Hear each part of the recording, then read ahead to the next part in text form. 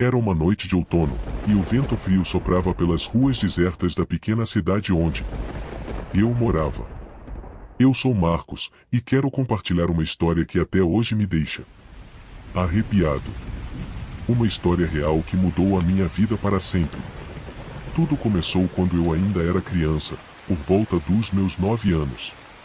Minha família havia se mudado recentemente para uma casa antiga no interior de Minas Gerais.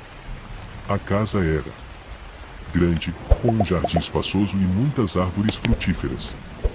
Meus pais estavam encantados com o lugar, mas havia algo naquela casa que me deixava inquieto desde o primeiro dia.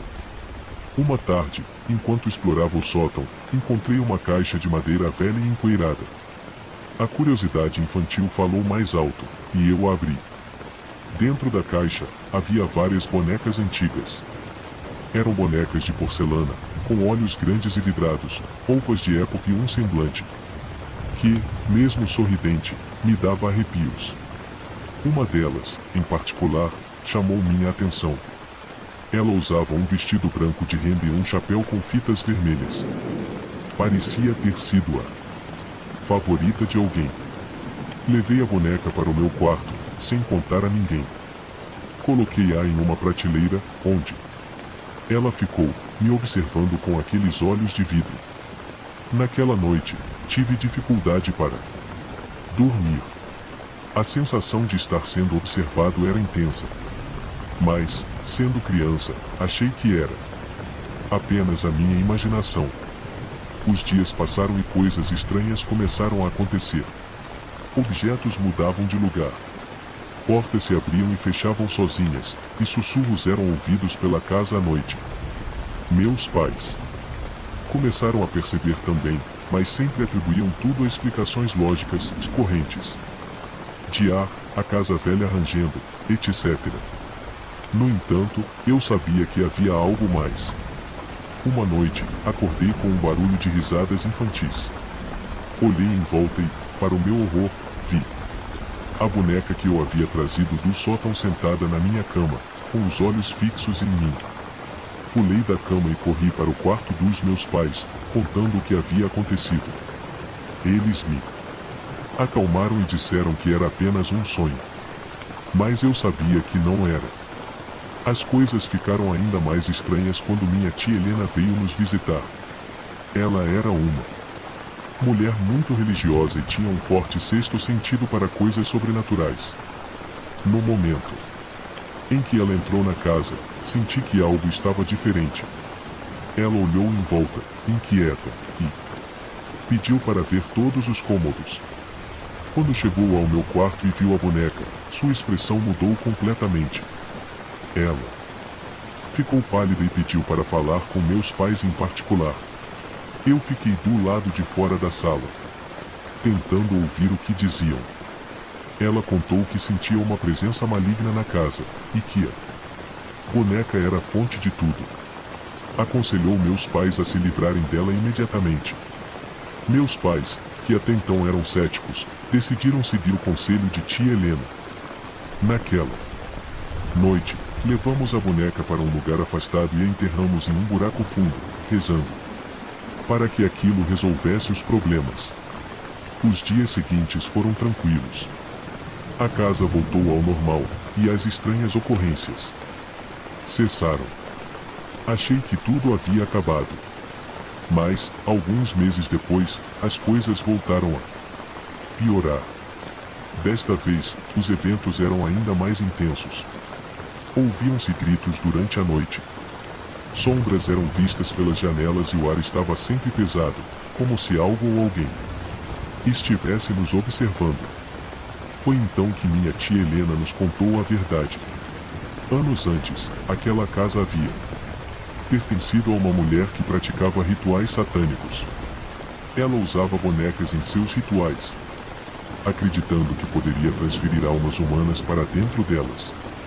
A mulher havia desaparecido misteriosamente, e a casa ficou abandonada até que nós nos mudamos para lá. Desesperados, meus pais chamaram um padre para benzer a casa. O padre chegou no dia seguinte, e quando entrou, Disse que nunca havia sentido uma presença tão forte e maligna. Ele começou a rezar e a aspergir água benta por todos os cômodos. Quando chegou ao meu quarto, parou em frente à prateleira onde a boneca costumava ficar e fez uma expressão de pavor. Disse que a energia ali era muito forte, como se a boneca ainda estivesse presente.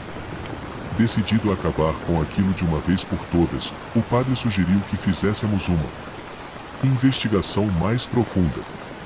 Contratamos um grupo de especialistas em fenômenos paranormais para examinar a casa. Eles trouxeram equipamentos que mediam a energia e captavam sons inaudíveis ao ouvido humano.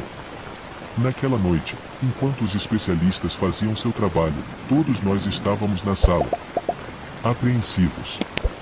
De repente, as luzes começaram a piscar e um frio intenso tomou conta do ambiente. Os equipamentos começaram a apitar descontroladamente. Um dos especialistas, visivelmente abalado, disse que havia uma presença muito forte ali, algo que nunca havia encontrado antes. Eles começaram a fazer perguntas, tentando se comunicar com a entidade. Foi então que ouvimos uma voz rouca e sinistra responder através dos equipamentos: "Bela é minha. Nunca sairão daqui vivos." O medo tomou conta de todos, e o padre começou a rezar fervorosamente. O líder do grupo de especialistas sugeriu que voltássemos ao lugar onde enterramos a boneca. Todos concordaram, e na manhã seguinte, fomos até lá. Desenterramos a boneca, que estava em perfeito estado, como se o tempo não a tivesse afetado. A expressão dela parecia ainda mais sinistra. O padre decidiu que a única maneira de acabar com a maldição era queimá-la. Preparamos uma fogueira e, com todos em volta, o padre rezou e aspergiu água benta na boneca antes de jogá-la no fogo. Para nosso espanto, a boneca resistia às chamas, como se uma força invisível a protegesse. Mas, eventualmente, o fogo prevaleceu, e a boneca foi consumida. Nos dias seguintes, a atmosfera na casa mudou completamente. O ar estava mais leve, e as atividades paranormais cessaram. Finalmente, podíamos viver em paz. Apesar de tudo, a experiência me marcou profundamente. Eu sabia que o mal existia, e que havia forças além da nossa compreensão. Minha tia Helena nos visitava frequentemente, sempre trazendo palavras de conforto e proteção. Aos poucos, a vida voltou ao normal, mas a memória daquela boneca amaldiçoada nunca desapareceu. Era um lembrete constante de que o desconhecido pode estar mais perto do que imaginamos, e que devemos sempre estar atentos. E assim, essa é a minha história. Uma história real de terror, que me mostrou que o mal pode se esconder nas coisas mais inocentes, e que a fé e a coragem são nossas melhores armas contra o desconhecido. Meu nome é Laura, tenho 47 anos e sou moradora de uma pequena cidade no interior do Paraná. Quero compartilhar uma história que, até hoje, não consigo esquecer. Uma história real que mudou minha vida de uma forma que nunca imaginei. Tudo começou quando meu amigo João, um antigo conhecido da cidade, apareceu em minha casa com uma estátua peculiar. Era uma figura de anjo, de aproximadamente meio metro de altura, feita de pedra. Tinha traços finos e detalhados, com asas delicadas e um semblante sereno. João me contou que a encontrou jogada perto do cemitério, em uma noite escura e fria. Ele sabia que eu gostava de objetos antigos e achou que a estátua ficaria bonita no meu jardim. Aceitei a estátua com gratidão, sem suspeitar do que estava por vir. Coloquei-a na varanda, ao lado de algumas plantas. Nos primeiros dias, tudo parecia normal. A estátua dava um toque especial ao lugar, e eu me sentia contente por ter um item tão bonito decorando minha casa. Mas então, coisas estranhas começaram a acontecer. No início, eram pequenas coisas que eu podia facilmente ignorar. Objetos mudavam de lugar, as luzes piscavam, e às vezes eu ouvia sussurros durante a noite. Achei que era apenas minha mente pregando peças em mim, devido ao estresse do trabalho e da vida cotidiana. Uma noite, acordei com um barulho estranho vindo da varanda. Levantei-me e fui verificar. Para minha surpresa, a estátua do anjo estava deitada no chão, virada de cabeça para baixo. Achei que talvez fosse o vento, embora a noite estivesse calma. Coloquei a estátua de volta em seu lugar e voltei para a cama. Nos dias seguintes, os eventos estranhos se intensificaram. Passei a ouvir passos no corredor, portas que se abriam e fechavam sozinhas, e um frio intenso que parecia se mover pela casa. Comecei a ter pesadelos recorrentes com figuras sombrias e sussurros incompreensíveis. Meus cães, sempre dóceis e tranquilos, começaram a latir incessantemente para a estátua, como se vissem algo que eu não podia ver. Uma tarde, decidi investigar a origem da estátua. Fui até o cemitério e perguntei ao zelador se ele sabia algo sobre ela. O zelador, um homem idoso com vasto conhecimento sobre o lugar, ficou pálido ao ouvir minha descrição. Disse que a estátua havia sido roubada há muitos anos, do túmulo de uma jovem mulher que morreu tragicamente. Ele mencionou que a família da mulher tinha envolvimento com práticas ocultas e que a estátua fazia parte de rituais satânicos realizados por eles. Fiquei horrorizada com a revelação e voltei para casa com a mente em turbilhão. Não sabia o que fazer. A estátua, que antes parecia inofensiva, agora parecia irradiar uma presença maligna. Decidi me livrar dela, mas cada vez que tentava, algo me impedia.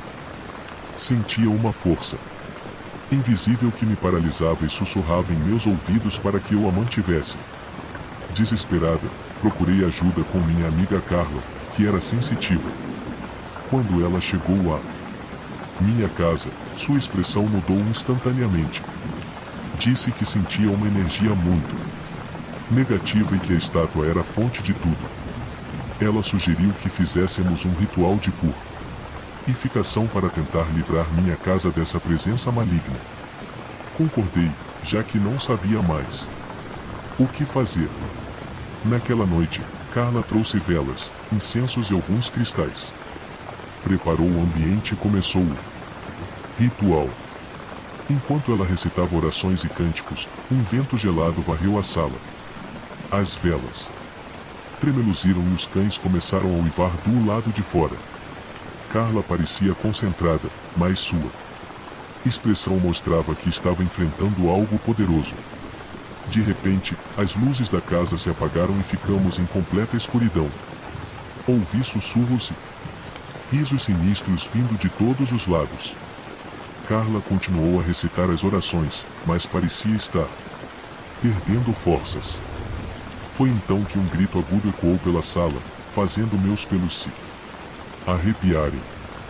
Quando as luzes voltaram, a estátua estava novamente caída no chão, mas desta vez, parecia mais escura, como se tivesse absorvido toda a energia negativa. Carla, exausta, disse que a presença era mais forte do que ela imaginava e que precisaríamos de ajuda profissional. Na manhã seguinte, entramos em contato com um padre conhecido na cidade por lidar com situações sobrenaturais. Ele veio até minha casa no mesmo dia, trazendo água benta e uma Bíblia. O padre começou a benzer a casa, aspergindo água benta em todos os cantos e recitando passagens da Bíblia. Quando chegou à estátua, parou e ficou em silêncio por um momento. Olhou para mim e disse que nunca havia sentido uma presença tão forte e maligna. Ele começou a orar intensamente, enquanto derramava água benta sobre a estátua. Foi então que a estátua começou a rachar. Pequenas fissuras apareceram em sua superfície, e uma fumaça escura começou a sair delas. O padre continuou a orar, e as rachaduras foram se alargando até que a estátua se partiu em vários pedaços. Uma nuvem de fumaça negra subiu, dissipando-se no ar com um som de lamento. Após a destruição da estátua, a atmosfera na casa mudou instantaneamente. O ar ficou mais leve, e a sensação de opressão desapareceu. O padre continuou a benzer a casa, garantindo que qualquer resquício da presença maligna fosse completamente eliminado. Nos dias seguintes, a paz voltou ao meu lar.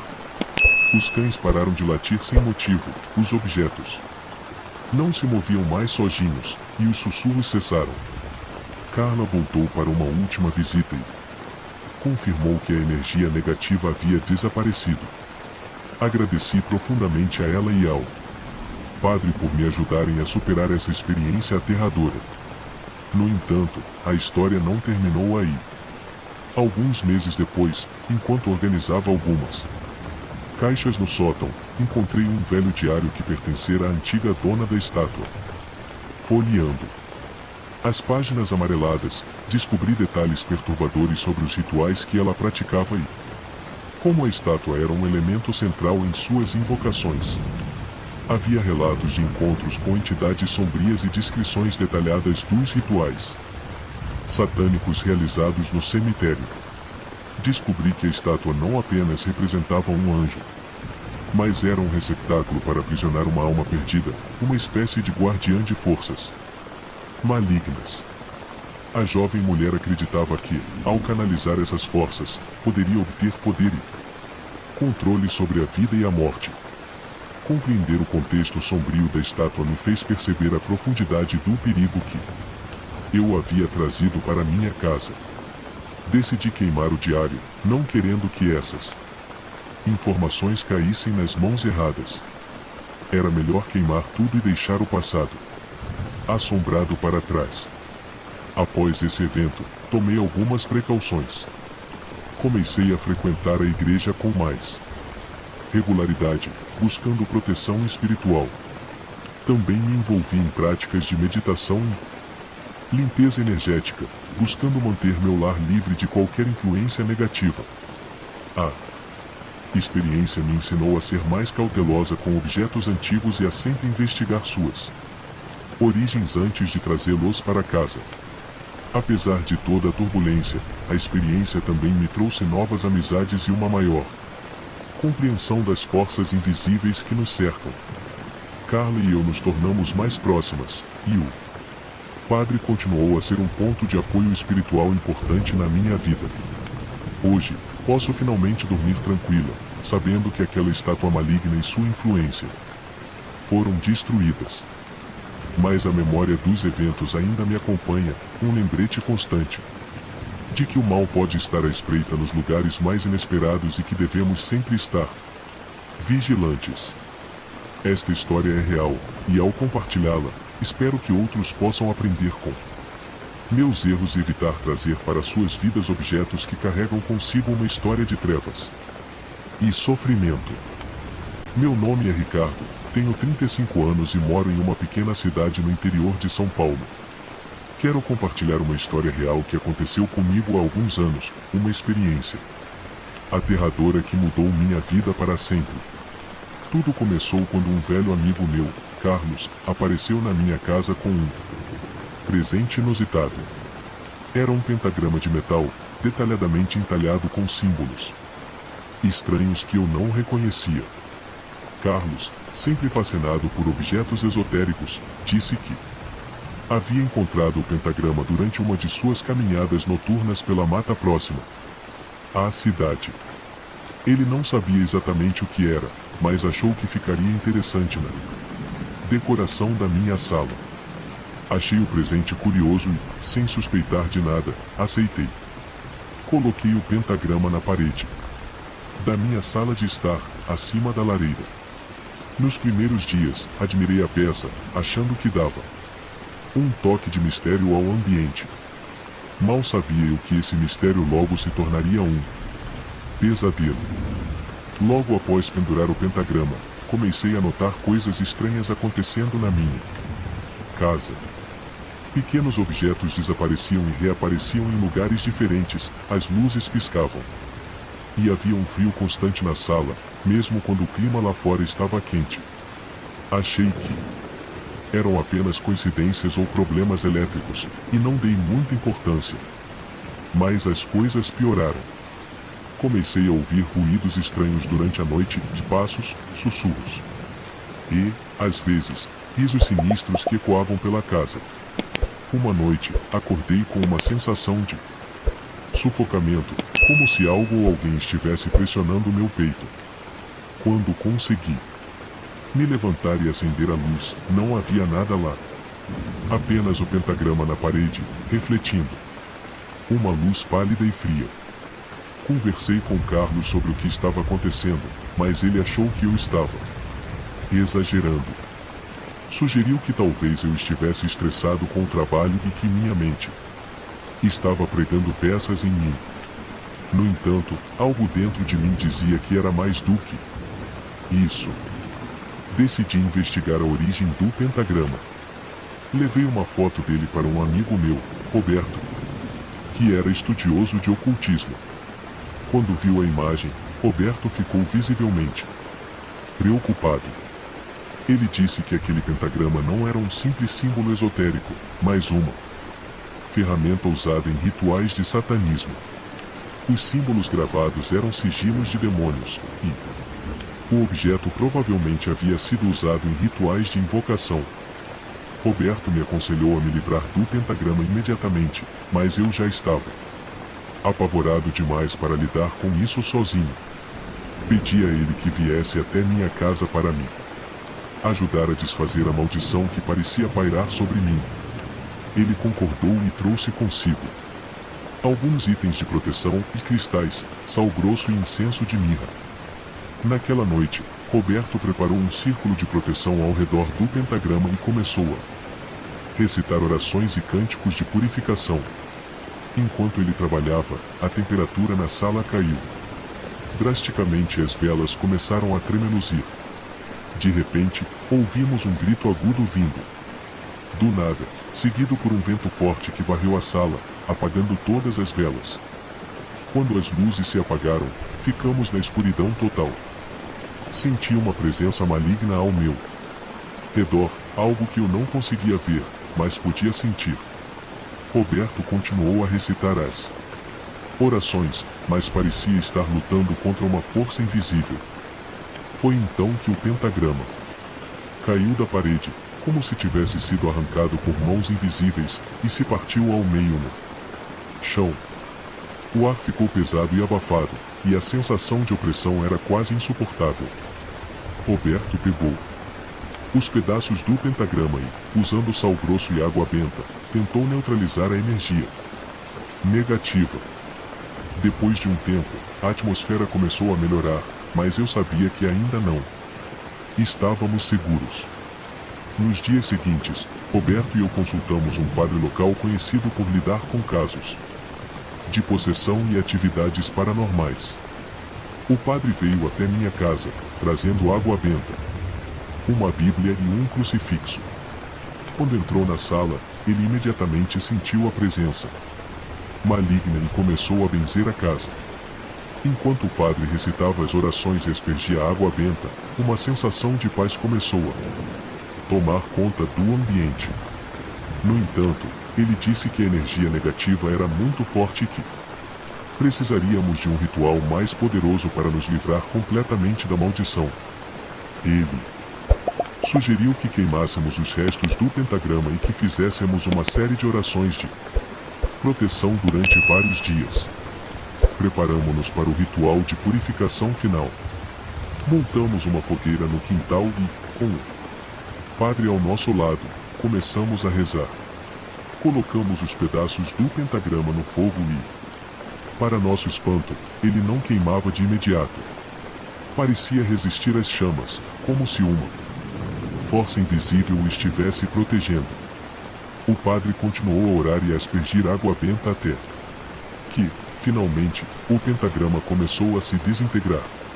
Enquanto queimava, uma fumaça negra e densa subiu ao céu, e pudemos ouvir um grito agonizante que parecia vir de dentro do pentagrama.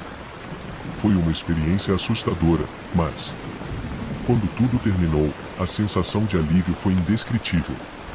A presença maligna havia desaparecido, e a paz finalmente retornou à minha casa. Nos dias seguintes, continuei com as orações de proteção e fiz uma limpeza energética completa na casa. Roberto e o padre me ajudaram a instalar símbolos de proteção e a manter uma rotina espiritual que garantisse que nada como aquilo voltasse a acontecer. Essa experiência me ensinou a ser muito mais cauteloso com objetos antigos e esotéricos. O pentagrama, que parecia apenas um item curioso, trouxe consigo uma força maligna que quase destruiu minha vida. Agora, sei que devo investigar a origem de qualquer objeto antes de trazê-lo para meu lar. Hoje, estou mais atento e consciente das forças invisíveis que nos cercam. A experiência também me aproximou de Roberto e do padre, que se tornaram amigos e guias espirituais importantes na minha vida. Ainda tenho pesadelos ocasionais sobre aqueles dias sombrios, mas sei que estou protegido e que posso contar com meus amigos e minha fé para enfrentar qualquer desafio que surja.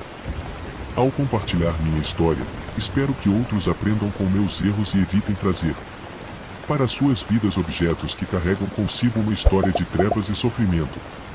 O mal pode estar à espreita nos lugares mais inesperados, e devemos sempre estar vigilantes e protegidos.